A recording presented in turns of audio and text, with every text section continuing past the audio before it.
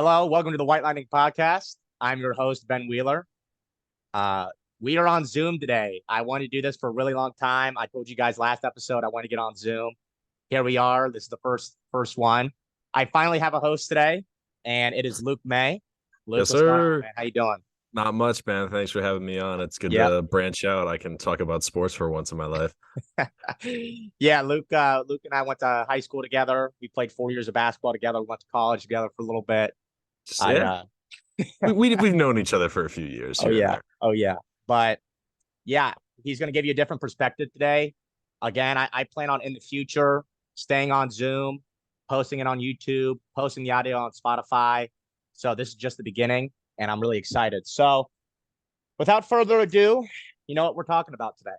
We're talking about the NBA games that happened over the weekend and the past 2 nights. And I want to get into the first game that I think is really important. The story of the day is the Heat blow out the Celtics 128-102 in Miami. And I'm going to give you a quick recap here. Before you do that, dude, you said the games the past couple of nights. I'm hard pressed to even call them games, to be honest. Yeah. It's just so lopsided the way things are going right now. My bad. Get to the recap. No, I know. I totally agree. So the quick recap, and it's going to be quick because you'll see. For those of you watch, this will be quick. For people that don't watch, here's the rundown. First quarter, Celtics missed 8 shots in a row at the end of the first. And again, it's normal first quarter, kind of going back and forth, but Heat had the lead 30-22 at the end of the first. This does not really foreshadow how the game's going to go. But then halfway through the second, the Heat go on a 10-2 run. Duncan Robinson starts getting hot. Their role players start getting hot. Max Strus, all them. And they are up 61-46 at halftime for the Heat. At halftime, Tatum has 9 points, and the Heat bench have outscored Boston's bench 25-10. And Tatum and Brown at half combined are 9 for 24, 1 for 7 from 3, and 5 turnovers. So that right there explains to you why the deficit's so great. The Heat were hot, and they continued to be hot. They had a great game. Then after halftime, Miami went on a 13-3 run midway through the third, and the Celtics had a stretch of 3 minutes with 0 points.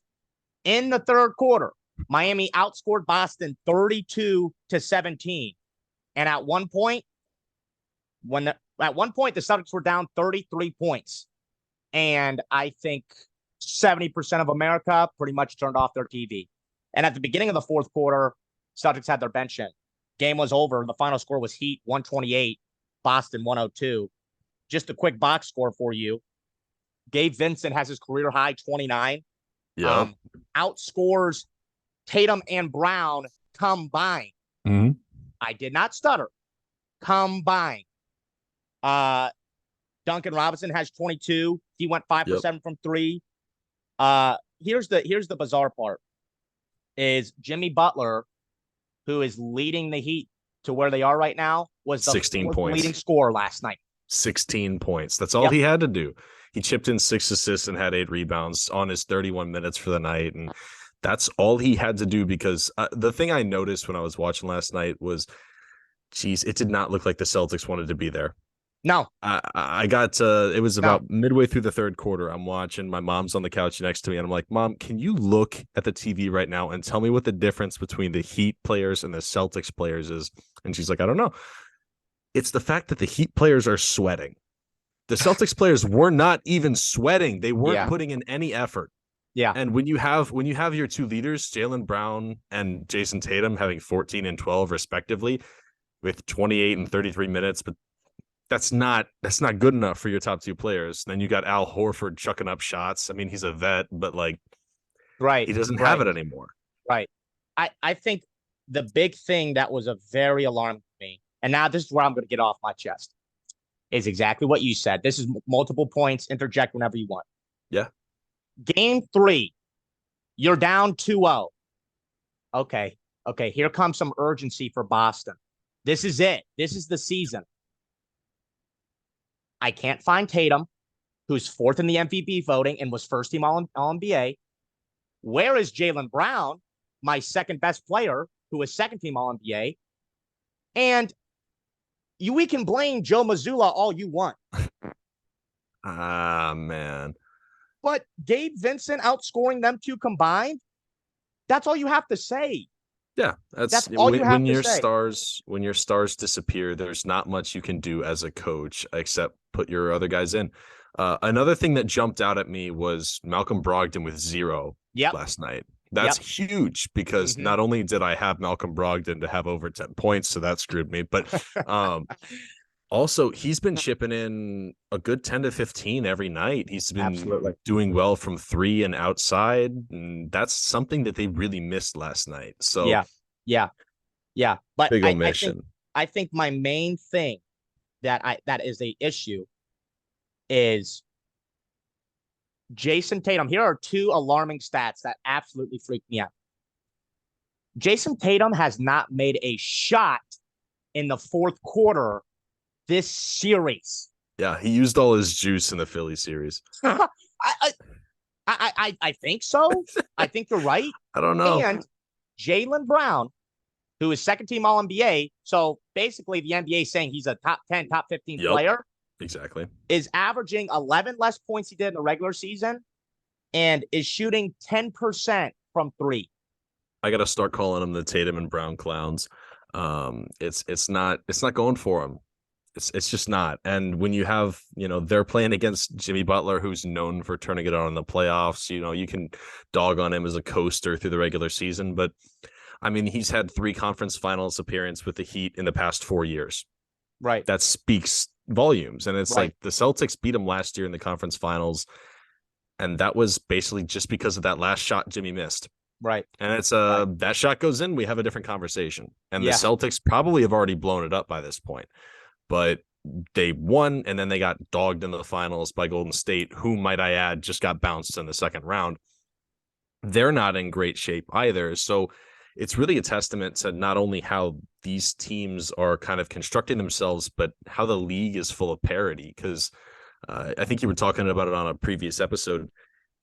4 or 5 years ago, it was a lock. It was going to be Cavs Warriors in the finals. There were like 3 teams that had a legitimate shot at winning the chip. I could have predicted at least 9 teams could have won the chip this year, depending on how the series have gone. And obviously things are shaken down the way they have, but like Giannis doesn't go down. They have a good series. Miami's not even in this discussion. So and my dad always says, sometimes it's better to be lucky than good. And the Heat have had their fair stroke of luck. I mean, they've also had their downplay because, they're missing Victor Oladipo and Tyler Hero, which are 2 of their big contributors too. And that's another testament to how bad the Celtics are playing. Right. And I told viewers after game one, I said, I got Heat in 6. That's looking pretty good. And I, to kind of branch off what you said, the Heat have the best coach in this series. Oh my gosh. And it's about by 100x times 100. It's not even close. And I said that Jimmy Butler, I think, is the best player in this series. Mm-hmm. He is. That's showing again. And exactly what you said, you have to shout out Jimmy Butler, 3 conference finals in 4 years. Mind you, this was a team that was an 8th seed. Mm-hmm. Lost their first play-in game. Yep. And we're going to lose to the Bulls until 3 minutes left. Max Strus turned it on. Yep. Max Strus is the only reason they're in the playoffs. And then Jimmy was like, all right, you did your part. I'm going to take it from here. And then, because Strus himself, he's had some up and down games, but he's been fairly consistent, chipping in roughly 8 to 10 points a game. And that's what they need him in terms of production level. But another guy that I noticed last night, Cody Zeller played 18 minutes. And in the 3 minutes that I watched of him play before I turned it off because they were beating him so badly, he had a chase down block. I have never in my life seen Cody Zeller get a chase down block. So I was a little proud of him. But also it's like, this team is really deep. They have some crazy depth that not a lot of other teams have. And I think that's a main component as to why this team's winning and why the Nuggets are winning. But we'll get to that in a few minutes. Right. And like, for part of this, of get it off my chest. Yeah. And you're exactly right. I said it in the Knicks series, and I said it against the Bucks. You have to tip your cap off to Spoelstra Pat Riley, that For entire sure. front office. They have no hero, who's the sixth man of the year. They have no Oladipo, who's a veteran, who's an all-star. It's next man up. They're shooting the lights out. And my problem with the Celtics, and like what you said, there's so much parity. The Bucks are out. Philly lost. This is your perfect chance to go do it. This is the perfect shot. And I can't find Tatum in fourth quarters. Jaylen Brown is underplaying. And here's my thing is, it's so bizarre because we see it now. I've said it for episodes now. Coaching is so huge. This is a team that was 2 games away from winning the finals last year. Yeah. You lose Ime. You have to bring up Joe Mazzulla real quick. And I'm sure Joe Mazzulla is a great guy, but it was the heat of the moment. You had to elevate a coach. Yeah. And my problem with this duo and with this team is if Tatum can't outplay subpar coaching, and if Brown can't play out subpar coaching, are these guys I can rely on? I was thinking about this today. I have my questions with Mike Bullhauser in Milwaukee. Milwaukee has 38 in the closeout. Giannis has 38 points in the elimination game 2 weeks ago. Steve Nash in Brooklyn, not my favorite coach. KD balled out for him. Monty Williams, I have my questions about him. He just got fired. Devin Booker still balls out. If my star players can't outplay perfect conditions, I don't know, Luke. Yeah. I don't know. Your guys have to be able to, come up against some adversity and be able to come out on the other side. And that's something that Jimmy Butler's done time and time again. And he's kind of written the book at this point on how to do it. And the only other guys that I've really seen do it as of late are Curry and Braun.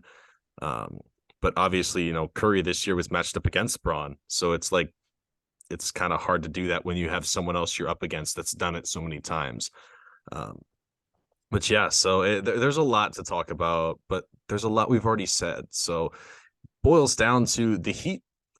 I hate the saying they want it more, but in this series, I think it's the truest statement I can say. They do want it more. It feels like the Celtics don't want to be on the floor. It feels like the Celtics don't want to dive for loose balls. They won't go out of bounds chasing something, and they won't go hard for rebounds, which is wild to me because, you had a series against Philly last series, like less than 2 weeks ago. We were watching them battle it out, and they were going hard.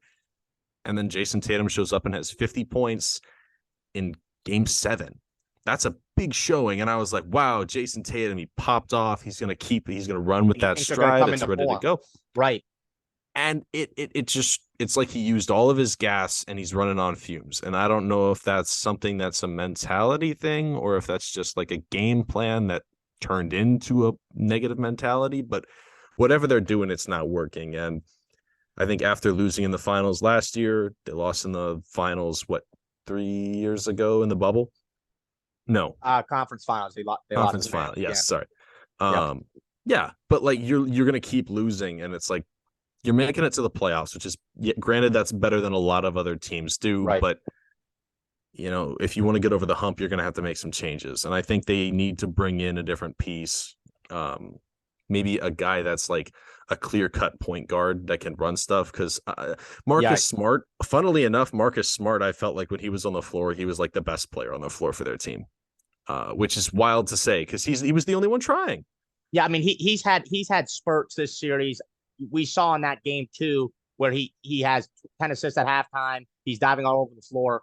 But Colin Cowherd said this point today, and it's a great point. This team doesn't lack defense. This team lacks a leader at point guard, exactly what you said. Yeah. And kind of like lacking, like what you said, they're lacking a point guard, lacking leadership.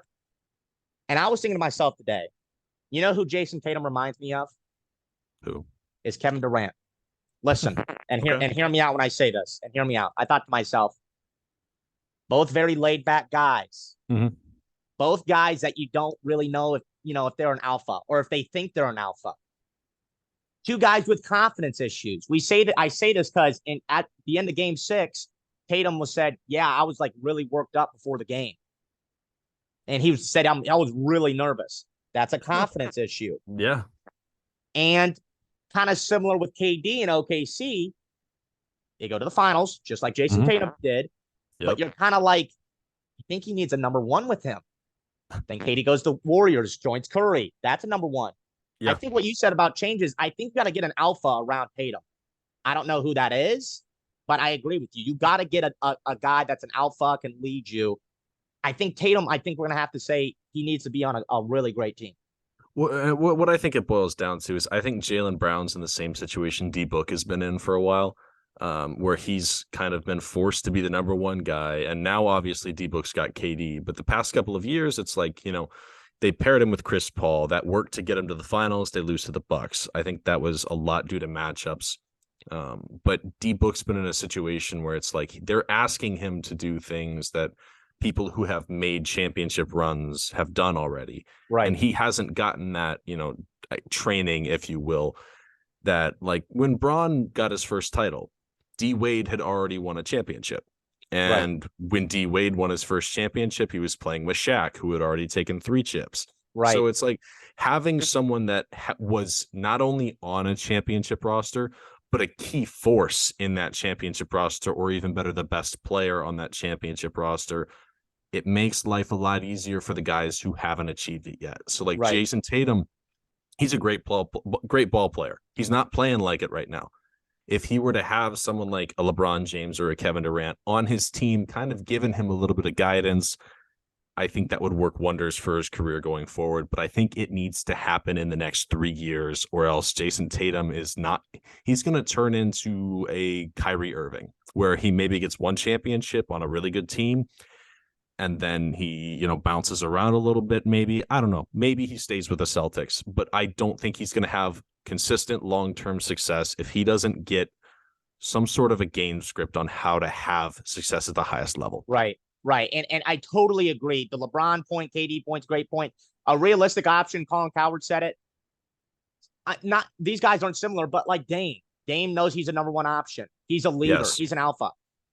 I'm not saying Dame is realistic, but if you just get a guy around him that you could say, I think they're both number one options, that'd be great for him. But I thought the Heat were going to win this. I said it earlier, but in this fashion, I think in this fashion, it's so bad. We have to have this combo. Is Tatum the number one guy? What do you do with Brown now? So I just think that's very interesting.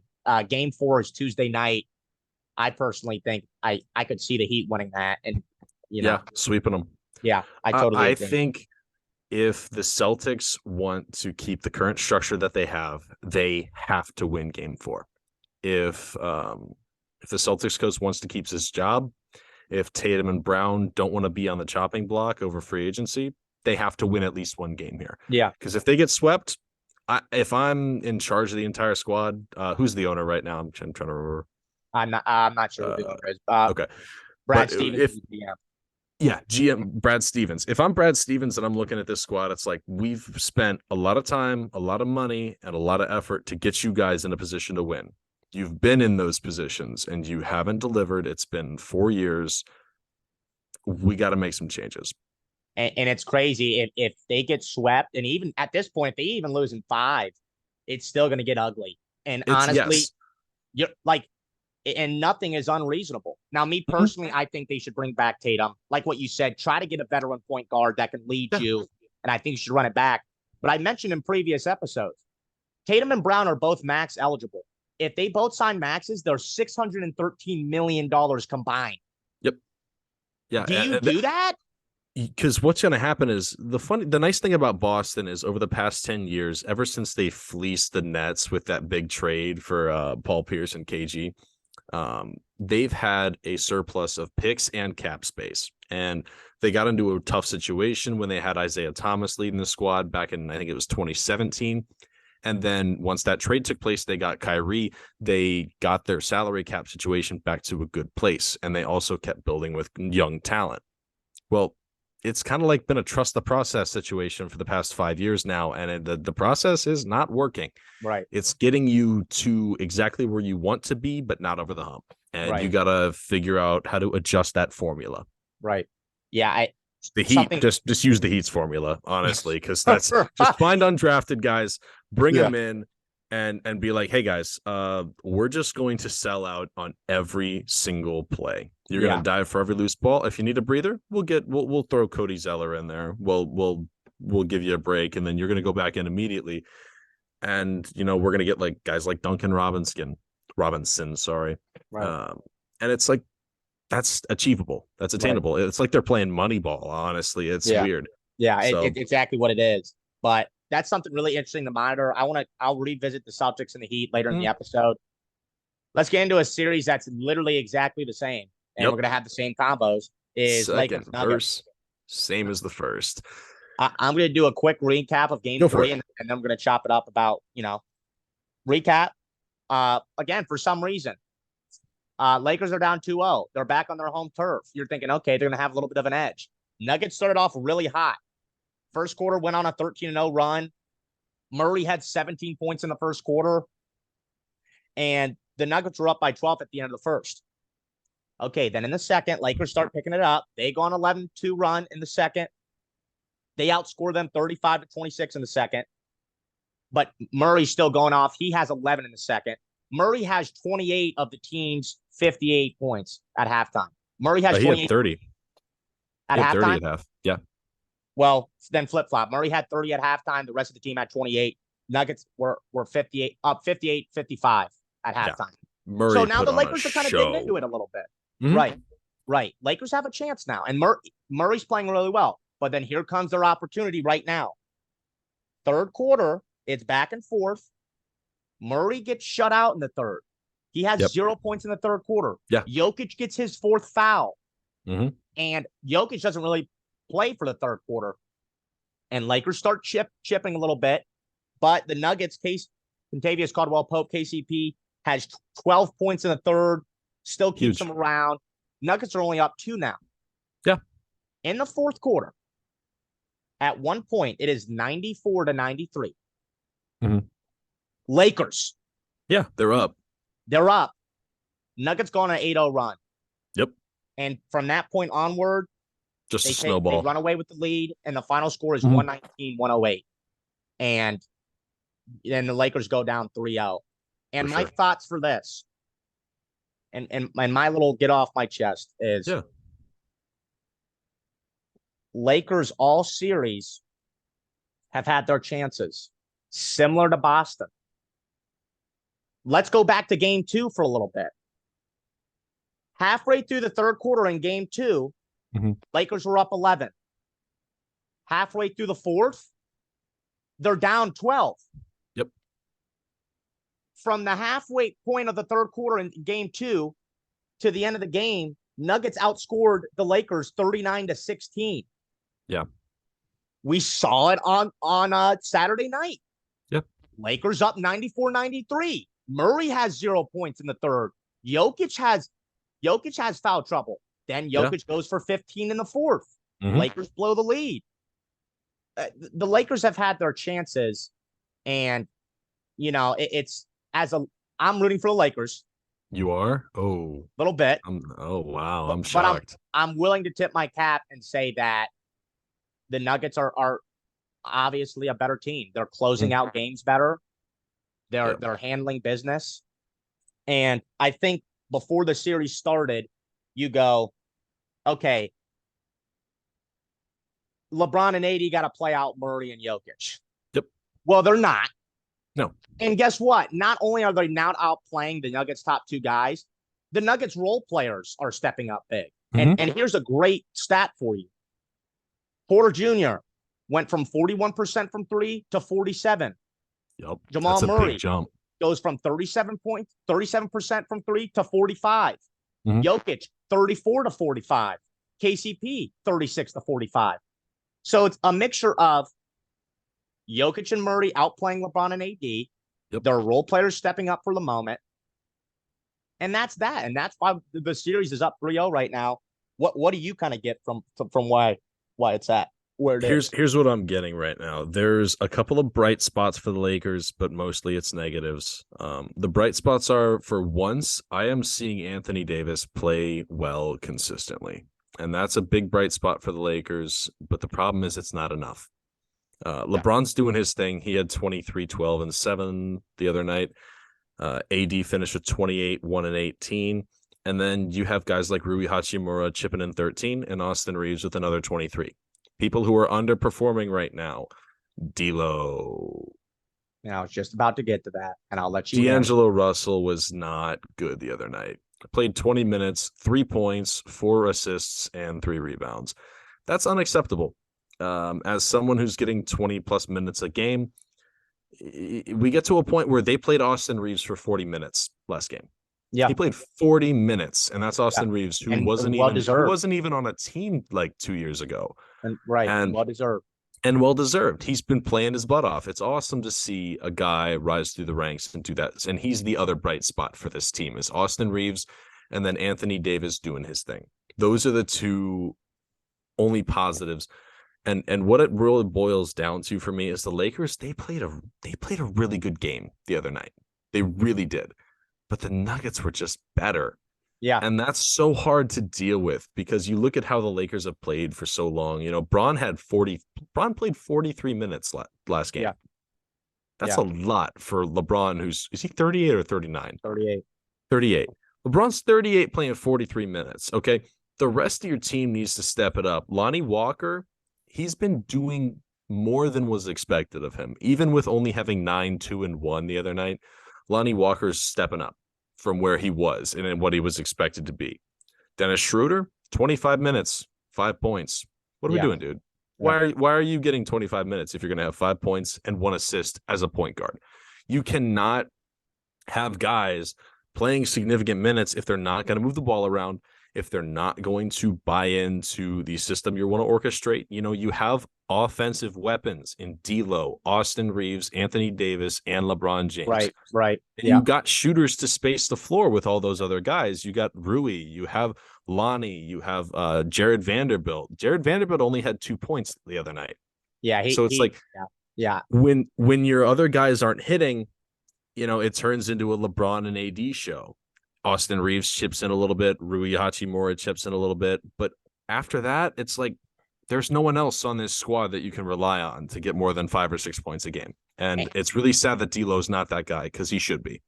And you're exactly right. You beat me to it. Here's what bothers me is you watch D'Lo in Memphis and you watch him in Golden State.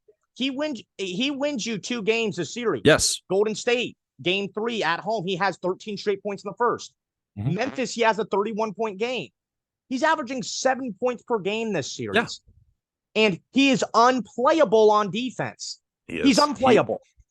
Right now, he is the Jordan Poole of the Lakers. It's just a rough situation. It's so sad because if he can chip in 16 points per game, Lakers, by the way, are, I believe, 5-1 in the playoffs when he's over 16 points per game. Anyway, that tracks. If he can just get 16 points per game, hit a couple threes, we're talking about a whole different series right now. And it comes back to missed opportunities. Mm-hmm. Rui Hachimura, game 2, has 19 points. He's perfect. He finished the game 8 for 9. Mm-hmm. But AD has 12 points in the second game. And I agree with you. AD he's hot and cold, but for the series, he's averaging a high number because he has 40 and then 28. He has been more consistent in this playoff run than I have seen him be in a long time. And since the 2020 bubble run, honestly. Yeah. And so AD is like the only person I don't have anything negative to say about. Well, him and Bron. I think what disappoints me the most is we were talking about can LeBron and AD outplay the Jokic and Murray duo? LeBron's the 4th best player of this series. It's Jokic or Murray. You can flip-flop the ones. I'm okay with either. It's AD 3, then him. He's shooting 15% from 3. He's 3 for 19. That was the main story going into game 3 was LeBron hadn't hit a 3. Yeah. And the announcers were talking about it midway through the first quarter. He's still searching for that first 3-point bucket, which is weird because he's been shooting those at a relatively high clip the past couple of years. Right. So to see such a significant drop, like when the lights are shining on him is kind of out of character for Bron because he's usually plays well, particularly in the playoffs and particularly in the clutch, honestly. And he's done that for a long time. And like what you said, you're right. He evolved his game over the past couple of years. He wasn't Curry from 3, obviously, but he was. If you leave him open from 3, that's a mistake. He was a 35% 3-point shooter in the playoffs. Like that, like now it's to the point where he's hacking up threes and somebody needs to tell him to stop. He's continuing to do it. And again, it comes down to this. It's like the Celtics Heat series. It's missed opportunities for both these squads. And that's where we are right now. It's a mixture of your star players underperforming and stretches where you could close the game out and you don't. And it's just really upsetting. If we have a little bit of time, I want to preview a little bit because at this point we know it's going to be Nuggets Heat in the finals. I don't think this is magically where, one team comes back from 3-0. This is not this series respectively that's going to have that happen. And I think last game for the Nuggets and the Lakers gave Miami a formula to give the Nuggets a challenge. And the formula for that is let Aaron Gordon be the main guy because he played 32 minutes, only had 7 points, and get Nikola Jokic in foul trouble. If you can get Jokic in foul trouble, you're forcing Murray to have good games. Now, granted, it didn't work for the Lakers this last game, but if Murray doesn't shoot the incredibly high efficiency rate that he did, the Nuggets are in a lot worse spot. And when you have a team like Miami who's deep and who has the ability to give a lot more effort, especially when you don't have a good matchup for Jokic, that's the recipe they need in order to win a couple of games, if not try and make a push to win the series. Right. As of right now, I don't think anyone's beaten the Nuggets. It's so funny because like after game one, and I can say this about the Heat now, I'm talking with my buddies and we're saying, is this sustainable for both squads? Yeah. Strus is shooting 40% from three this playoffs. Vincent shooting 40% from three. Duncan shooting 40% from three. Same thing about the Nuggets. And it's funny you're asking, is this sustainable? But I think the question more of should be, I mean, both these teams are getting great looks. And I think who can ever continue to hit the great looks is going to win this series. But I agree with you. We can talk about a Nuggets Heat finals because I think it's going to happen. I think the Nuggets are the best team in basketball right now. I would love to see the formula Spoelstra has to stop that. I would love to. That's one of the things I think I'm most excited about to see this finals series is I want to see how Spoelstra and the Heat organize their team in order to give themselves the best shot against the Nuggets. Because when I watch the Nuggets, I don't know how closely you watch their offensive schemes, but they move the ball. They look like the 2014 Spurs when they're moving the ball because they are making the extra pass. They're taking exactly what the defense gives them, and they're making easy buckets. Yeah. And when you're playing against the Lakers, who want to put AD in the post and isolate him against Jokic, try and attack, they bring a double. Right. You're taking a tough shot. If you make it, great.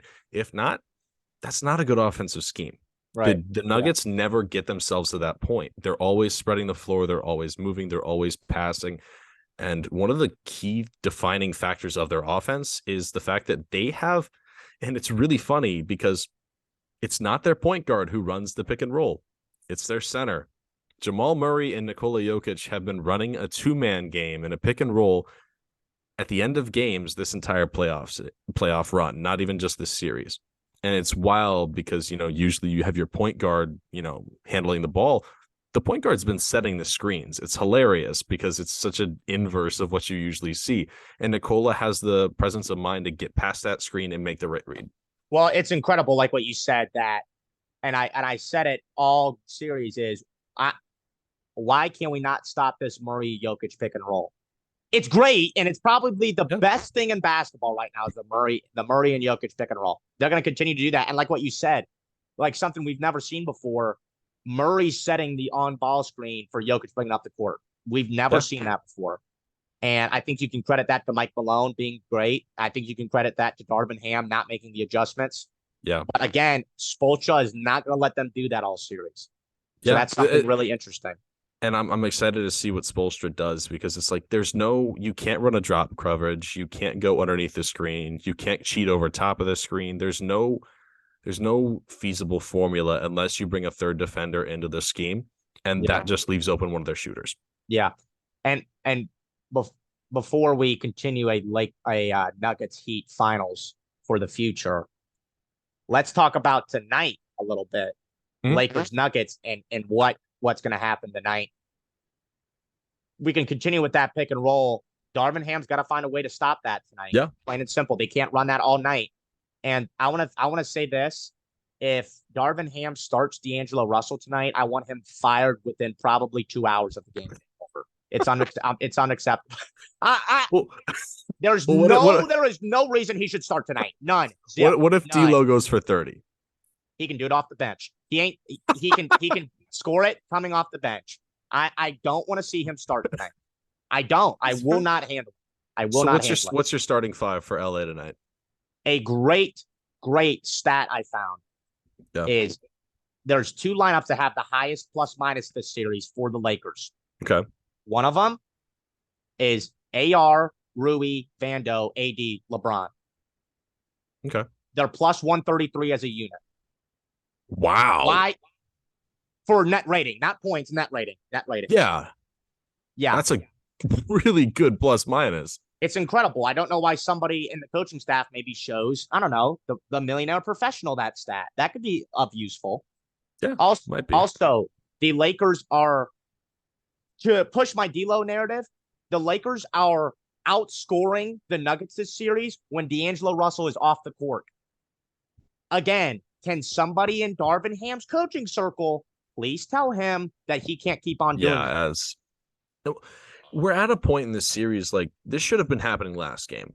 And if it doesn't happen this game, you got to fire the guy, because it's like there's a lot of reasons to keep a good coach around, but there's no good reason to keep a coach that can't make a simple adjustment around. Absolutely. And there was reports that I saw was the Lakers are afraid of losing D'Lo if they bring him off the bench. Well, guess what? You're down 3-0 anyway. Yeah. If you're going to lose D'Lo, you're going to lose D'Lo. At that point, it's an acceptable loss. You got to win a couple games here. You got to save your legacy as a team right now and say, like, hey, we're still a contender. It might not work out this year because the Nuggets are just like that, but we want to make sure that we're not giving the impression of like, oh, we're okay with getting swept. LeBron's not okay with that. AD's not okay with that. Right.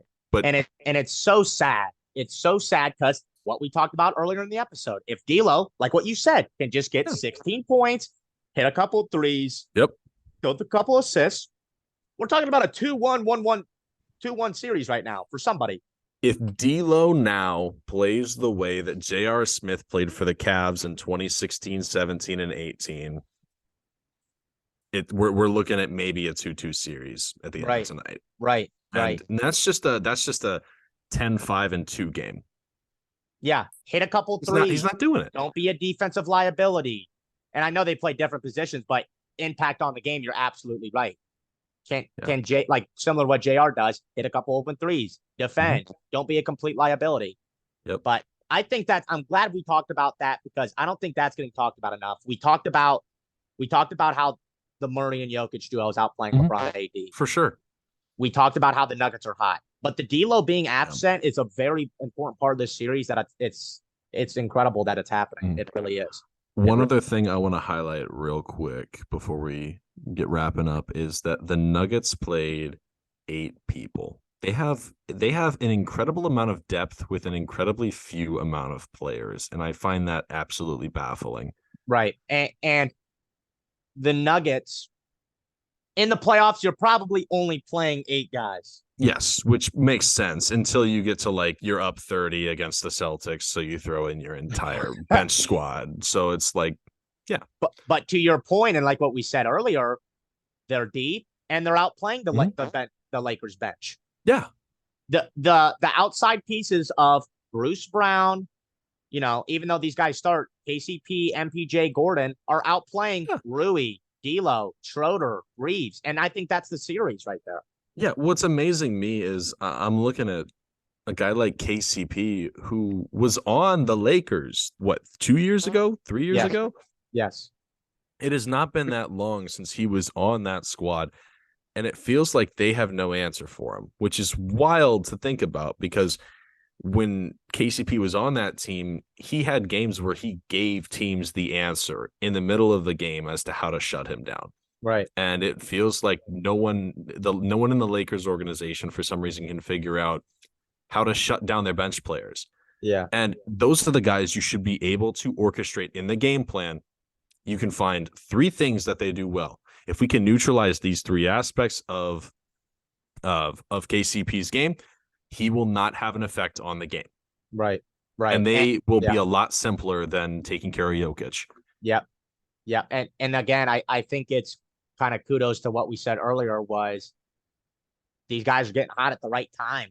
Yeah. It really is. And to be honest with you, KCP's hitting tough shots too. Yes, and they're hitting open looks. Mm-hmm. And the stat I said earlier, they're all shooting 40%. So I think with both the Nuggets and the Heat, it's a testament to for sure them having better coach, them getting hot at the right time, and their bench players and their other role players outplaying their other role players. And I think that's the summary of it. Luke, before we go, what's happening tonight with Lakers Nuggets, bro? Talk to me. I need a final score. A final score? Well, just tell me what's going to happen. What's going to happen? I think Davis is going to have another solid game. I don't think he's going to have a great game. I got Davis with about right around the bubble of 20 points. Probably give him a double-double, 20 and 10. I got James posting a triple-double because it's an elimination game. And I got Austin Reeves having a rough game. So between 12 and 15 points. I think he's had a lot of good games. I haven't seen him have a, lackluster game. I think if there's a time for him to do it, I think it's going to happen tonight. I hope he doesn't because I like watching him do well. But I do think there's something's got to give in Austin Reeves at some point, and I think he might have an off shooting night tonight. As for the Nuggets, I think MPJ will probably have a solid game. Jokic is going to do his thing. I got him with a triple-double. So I think it's going to be a dual triple-doubles, Braun versus Jokic. Okay. And then you have Jamal Murray. I think he's going to cool off a little bit. He'll have probably 25 tonight. And then I think the big determining factor for if the Nuggets win here in Game 4, does Aaron Gordon show up? Right. And who wins? I need to know. We need to know. I think the Nuggets will win tonight. I think it'll be a sweep. Yep. Wow. And what do you think? Is it close or is it a blowout? I think we're going to have a close game. I think it's going to come down to the wire. I think it's going to be Nuggets probably by 3 points.